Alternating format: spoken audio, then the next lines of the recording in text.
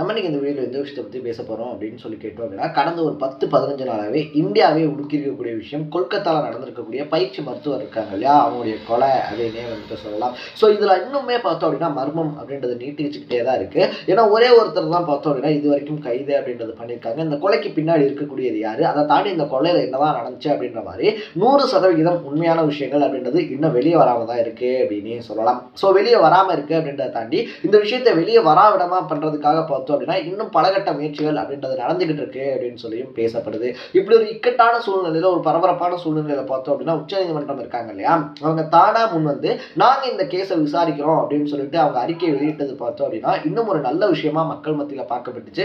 ஏன்னா உச்சநீதிமன்றம் அப்படின்றத பொறுத்த வரைக்குமே பார்த்தோம் அப்படின்னா அவங்களுக்கு ஒரு சில விஷயங்களை தாங்களா முன் வந்துட்டு அதை எடுத்து விசாரிக்கிற உரிமை அப்படின்றது இருக்கு.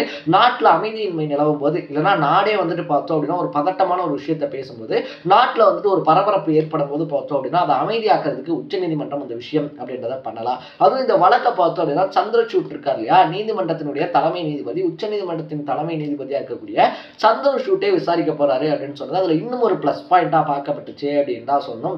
ஏன்னா சந்திரசூட் இருக்கார் இல்லையா, அவர்கிட்ட இது வரைக்குமே பார்த்தோம் அப்படின்னா பல வழக்குகள் போயிருக்கு அப்படின்னே சொல்லலாம். அது ஆளுங்கட்சி சார்ந்த வழக்காக இருந்தாலும் சரி, எதிர்கட்சி சார்ந்த வழக்குகளாக இருந்தாலும் சரி, இல்லை இந்த மாதிரி நாட்டையே ஒழுக்கின வழக்குகளாக இருந்தாலும் சரி, இந்த மாதிரி எந்த வழக்கு போனாலுமே எந்த சைடு வந்துட்டு நம்ம கரெக்டாக இருக்கும் அப்படின்னு சொல்லி நினைக்கிறோம் இல்லையா, யார் பாதிக்கப்பட்டவங்க அப்படின்னு சொல்லி நினைக்கிறோம் இல்லையா. ஸோ நம்ம பாயிண்ட் ஆஃப் வியூவில் தான் மோஸ்ட்லி அவருடைய கொஸ்டின்ஸ் அப்படின்றத இருக்கும் அப்படின்னே சொல்லலாம். இந்த ஒளிச்சு மறைச்சலாம் இல்லாமல் பார்த்தோம் அப்படின்னா சும்மா பட்டுன்னு சொல்லிட்டு கேள்வி, அது ஆளுங்கட்சி தரப்பு மேலே வச்சாலும் சரி, இல்லை எதிர்கட்சி தரப்பு மேலே வச்சாலும் சரி, பாபா ராம்தேவ் இருக்கார் இல்லையா, அவர் மாதிரியான வழக்குகளாக இருந்தாலும் சரி, எந்த வழக்காக இருந்தாலுமே பார்த்தோம் அப்படின்னா சந்திரசூட் இருக்கார் இல்லையா, அவர் வந்துட்டு ஒரு நேர்மையான ஒரு நீதிபதி தான் அப்படின்னே சொல்லலாம். ஸோ அப்படிப்பட்ட சந்திரசூட் கிட்ட இந்த வழக்கு போகுது அப்படின்றது இன்னும் ஒரு ப்ளஸ் பாயிண்டாக பார்க்கப்பட்டுச்சு.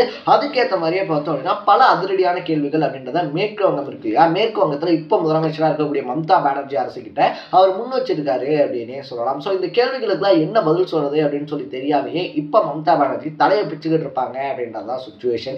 அது மட்டும் இல்லாமல் பார்த்தோம் அப்படின்னா இனியும் இப்படி ஒரு பாலியல் பலாத்காரம், வன்புணர்வு சம்பந்தப்பட்ட விஷயங்கள் அப்படின்றது நடக்கக்கூடாது.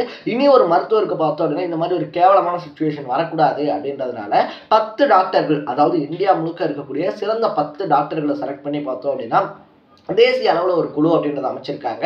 ஸோ அந்த குழு வந்துட்டு மருத்துவருடைய பாதுகாப்பு இருக்கு இல்லையா, மருத்துவர்களாக இருந்தாலும் சரி, மருத்துவம் படிக்கக்கூடிய மாணவர்களாக இருந்தாலும் சரி, அவங்களுடைய பாதுகாப்புக்கு என்னென்ன பண்ணணும் அப்படின்னு சொல்லிட்டு ஒரு வழிகாட்டுதல் குழு மாதிரி அமைச்சிருக்காங்க. அவங்களையும் அறிக்கை அப்படின்றத சப்மிட் பண்ண சொல்லியிருக்காங்க. மருத்துவருடைய பாதுகாப்புக்கு என்னென்னலாம் பண்ணணும் அப்படின்னு சொல்லிட்டு ஒரு அறிக்கையை கொடுக்க சொல்லியிருக்காங்க. அதன்படி தான் பார்த்தோம் அப்படின்னா இனி இந்தியாவுக்குள்ள மருத்துவமனைகள் செயல்படணும் அப்படின்னு சொல்லிட்டு ஒரு அதிரடியான அறிவிப்பு அப்படின்றதையும் வெளியிட்டிருக்காங்க. இது மட்டும் இல்லாமல் பார்த்தோம் அப்படின்னா அவங்க அதிரடியான கேள்விகள் எழுப்பியிருக்காங்க அப்படின்னு சொல்லி பார்த்தோம் இல்லையா, அது என்னென்ன அப்படின்னு சொல்லி பார்க்கும்போது பார்த்தோம்னா, ஃபர்ஸ்ட் ஆஃப் ஆல் அவங்க கேட்கக்கூடிய விஷயம், அந்த பொண்ணு வந்து இறந்து போயிட்டாங்க அப்படின்னு சொல்லி வீட்டில் நீங்க சொல்லும் போதே அவங்க தற்கொலை பண்ணிக்கிட்டாங்க அப்படின்னு சொல்றதுக்கான முக்கியமான காரணம் என்ன அப்படின்னு சொல்லி கேட்கப்பட்டிருக்கு. அது மட்டும் இல்லாமல் பார்த்தோம் அப்படின்னா அவங்க வீட்டில் வந்துட்டு நீங்களாம் சொல்லிட்டீங்க, சரி ஓகே அவங்க வீட்டில இருந்து வந்துட்டாங்க, பட் அவங்க வீட்டில இருந்து வந்ததுக்கு அப்புறமாவும் அந்த பொண்ணை ஏன் அவங்களை நீங்க பார்க்க விடலை அப்படின்னு சொல்லி ஒரு கேள்வி எழுப்பப்பட்டிருக்கு.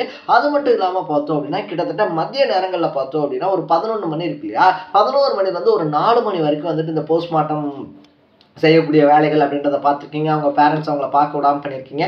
இது எல்லாமே பண்ணியும் அந்த ஈவினிங் வரைக்குமே இந்த விஷயங்கள் அப்படின்றது பரபரப்பாக நடந்தும் கூட ஏன் வந்துட்டு யார் மேலேயுமே எஃப்ஐஆர் அப்படின்றது பதிவு செய்யப்படலை. இன்னும் சொல்ல போனோம்னா இப்படி ஒரு இஷ்யூ நடந்துருச்சு, அங்கே போராட்டம் வெடிக்குதுன்றப்பயே அங்கே தான் பார்த்தோம் அப்படின்னா போலீஸ் இருந்தாங்க. போலீஸ் எஃப்ஐஆர் பதிவு பண்ணாமல் என்ன பண்ணிக்கிட்டு இருந்தாங்க, அந்த போஸ்ட்மார்ட்டம் ரிப்போர்ட் எல்லாம் முடிஞ்சதுக்கப்புறமா நைட் ஒரு 11:45 தான் பார்த்தோம் அப்படின்னா நீங்கள் போஸ்ட்மார்ட்டம் ரிப்போர்ட் அப்படின்றது முடிஞ்சதுக்கப்புறமா எஃப்ஐஆர் பதிவு பண்ணியிருக்கீங்க.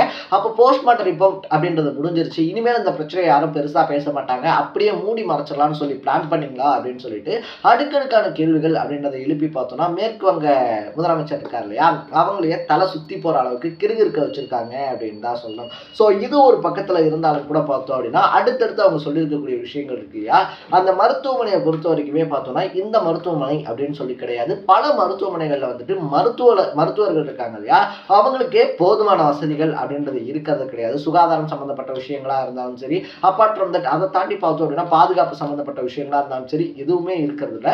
போதுமான மருத்துவர்கள் இருக்காங்க இல்லையா, அவங்க ஏன் எந்த ஹாஸ்பிட்டலுமே இருக்கிறது கிடையாது அப்படின்னு கேள்வி எழுப்பப்பட்டிருக்கு. இதை ஏன் சொல்றோம் அப்படின்னு சொல்லி பார்க்கும்போது போதுமான அளவில் மருத்துவர்கள் இருக்காங்க அப்படின்ற பட்சத்தில் ஏன் 36 மணி நேரம் ஷிஃப்ட் இருக்கு இல்லையா, அதான் கிட்டத்தட்ட ஒரு 1.5 நாள் அப்படின்னே சொல்லலாம் ரெஸ்ட் இல்லாமல் தொடர்ந்து பார்த்தோம் அப்படின்னா பேஷண்ட்ஸோடய அவங்க இருக்கணும். இது வந்துட்டு மருத்துவர்களுக்கே ஒரு மன அழுத்தம் அப்படின்றத கொடுத்துரும், ஒரு டிப்ரெஷன் மாதிரியான விஷயங்கள் அப்படின்றத கொடுத்துரும். ஏன்னா அவங்களும் பார்த்தோம் அப்படின்னா மற்ற உயிர்களை பாதுகாக்கிற மாதிரி, மற்ற உயிர்களை காப்பாற்றுற மாதிரி ஒரு வேலை அப்படின்றது தான் பார்க்குறாங்க. அது போலீஸாக இருந்தாலும் சரி, டாக்டர்ஸாக இருந்தாலும் சரி, அது அவங்களுடைய வேலையாக இருந்தாலும் அவங்க சேவை மனப்பான்மையிலே வந்தாலும் கூட அதுக்காக அவங்க 36 மணி நேரம் வேலை பார்க்க சொல்றது அப்படின்றது இருக்கு இல்லையா, அது அவங்க உடல் நலத்தோட மட்டும் இல்லாமல் அவங்க மனநலத்தையும் கடுமையாக பாதிக்கும். ஏன்னா இதை தாண்டி அப்பார்ட் ஃப்ரம் தட் அவங்களுடைய ப்ரொஃபஷனை தாண்டி அவங்களுக்கு பர்சனல் லைஃப் அப்படின்னு சொல்லி ஒன்று இருக்கு. இதையே யாருமே யோசிக்க மாட்டீங்க அப்படின்னு சொல்லி ஒரு கேள்வி, ரொம்ப முக்கியமான கேள்வியை முன் வச்சிருக்காரு அப்படின்னு தான் சொல்லணும். இது எல்லாத்தையுமே தாண்டி பார்த்தோம் அப்படின்னா இப்படி டாக்டர்ஸ் வந்துட்டு ஒர்க் பண்றாங்க, சரி ஓகே 36 மணி நேரம் ஒர்க் பண்றாங்க அப்படின்ற பட்சத்துல ஏன் வந்துட்டு தனித்தனியான அறைகள், ஆண்களுக்குன்னு சொல்லிட்டு ஒரு செட் ஆஃப் அறைகள், பெண்களுக்குன்னு சொல்லிட்டு ஒரு செட் ஆஃப் அறைகள் அப்படின்றது ஏன் இது வரைக்கும் அமைக்கப்படுறதே கிடையாது?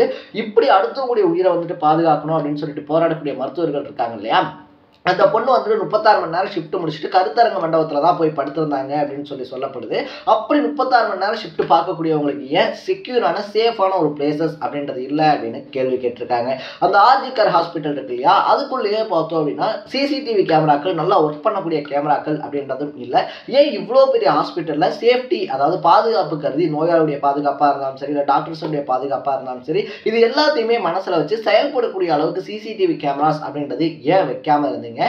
போக்குவரத்து வசதி அப்படின்றது இருக்கு இல்லையா, ஸோ காலேஜ்லேருந்து பார்த்தோம் அப்படின்னா அந்த ஹாஸ்பிட்டல் இருக்கு இல்லையா, அது வந்துட்டு கொஞ்சம் தூரமான ஒரு கிலோமீட்டரில் இருக்கக்கூடிய ஒரு டிஸ்டன்ஸாக தான் வந்துட்டு இருக்குது. ஸோ போதுமான போக்குவரத்து வசதிகள் கிடையாது, போதுமான சுகாதார வசதிகள் கிடையாது, போதுமான பாதுகாப்பு கிடையாது. ஸோ எதுவுமே இல்லாமல் எப்படி டாக்டர்ஸ் வந்துட்டு வேலை பார்க்க முடியும் அப்படின்னு சொல்லி கேட்டதோட மட்டும் இல்லாமல் இதுக்காக தான் 10 பேர் கொண்ட குழு இருக்கு இல்லையா, அந்த 10 பேர் கொண்ட குழு அப்படின்றத வந்துட்டு நாங்கள் அமைக்க போகிறோம். அந்த 10 பேர் கொண்ட குழு பார்த்தோம்னா இனிமேல் டாக்டர்ஸ் வந்துட்டு சேஃப் அண்ட் செக்யூராக இருக்கக்கூடிய வேலைகள் என்னென்ன, அது பயிற்சி மருத்துவர்களாக இருந்தாலும் சரி, இல்லை எவ்வளோ பெரிய மருத்துவர்களாக இருந்தாலும் சரி, பாலின அடிப்படையில் இன்னொரு ஒரு வன்புணர்வு அப்படின்றது நடக்கிற வரைக்கும் வெயிட் பண்ணவே முடியாது அப்படின்னு சொல்லிட்டு கட் அண்ட் ரைட்டா பார்த்தோம்னா மேற்குவங்க அரசாங்கத்துக்கிட்ட உச்சநீதிமன்றம் தெரிவிச்சிருக்காங்க அப்படின்னு தான் சொன்னோம். இது மட்டும் இல்லாம இந்த விசாரணை அறிக்கை இருக்கு இல்லையா, ஸோ இந்த விசாரணை அறிக்கையை வந்துட்டு பார்த்தோம் அப்படின்னா நீங்க லேட்லாம் பண்ணாம வர வியாழக்கிழமைக்குள்ள அந்த விசாரணை அறிக்கை முழுக்க என்ன நடந்துச்சு, சிபிஐ சைட்ல இருந்து பார்த்தோம் அப்படின்னா என்னென்ன மாதிரியான ஆக்ஷன்ஸ் அப்படின்றது எடுத்திருக்கீங்க அப்படின்னு சொல்லிட்டு அந்த விசாரணை அறிக்கை ஒட்டு மொத்தத்தையுமே வர வியாழக்கிழமைக்குள்ள சப்மிட் பண்ணணும் அப்படின்னு சொல்லி ஆர்டர் போட்டிருக்காங்க. இதை தாண்டி மாநில காவல்துறை இருப்பாங்க இல்லையா, அவங்களுக்கு உச்சநீதிமன்றம் சொல்லியிருக்கக்கூடிய விஷயம் என்ன அப்படின்னா இந்த விஷயத்தை நீங்க முறையா கையாளவே கிடையாது. ஏன்னா நீங்க வந்துட்டு அங்க அந்த விஷயம் அப்படின்றது நடந்தோடனே நீங்க உடனடியாக எஃப்ஐஆர் அப்படின்றது பதிவு பண்ணிருக்கணும், அதுல வந்துட்டு தப்பு பண்ணிருக்கீங்க. அது மட்டும் இல்லாம பார்த்தோம் அப்படின்னா அந்த பாதிக்கப்பட்ட பகுதிகள் இருக்கு இல்லையா, ஸோ இப்படி வந்துட்டு ஒரு இன்சிடென்ட் நடந்துருச்சு அப்படின்னா அந்த பாதிக்கப்பட்ட பகுதிகளில் தான் வந்துட்டு தடயங்கள் இருக்கும், அங்கதான் வந்துட்டு ப்ரூஃப்ஸ் இருக்கும். ஸோ அதை வந்துட்டு எந்த பாதிப்புக்கும் உள்ளாயிடக்கூடாது அப்படின்றது தான் காவல்துறையினுடைய முதன்மையான நடவடிக்கையா இருந்திருக்கும். பட் அதையும் தாண்டி பார்த்தோம் அப்படின்னா ஒரு கும்பல் வந்தாங்க, ஒரு கும்பல் வந்துட்டு அங்க போயிட்டு அட்டாக் பண்ணாங்க அப்படின்னு சொல்றதெல்லாம் 100% ஏத்துக்கவே முடியாது. ஏன்னா அந்த இடத்துக்கு பாதுகாப்பு கொடுக்கறதுக்காக தான் நீங்க இருந்திருக்கீங்க.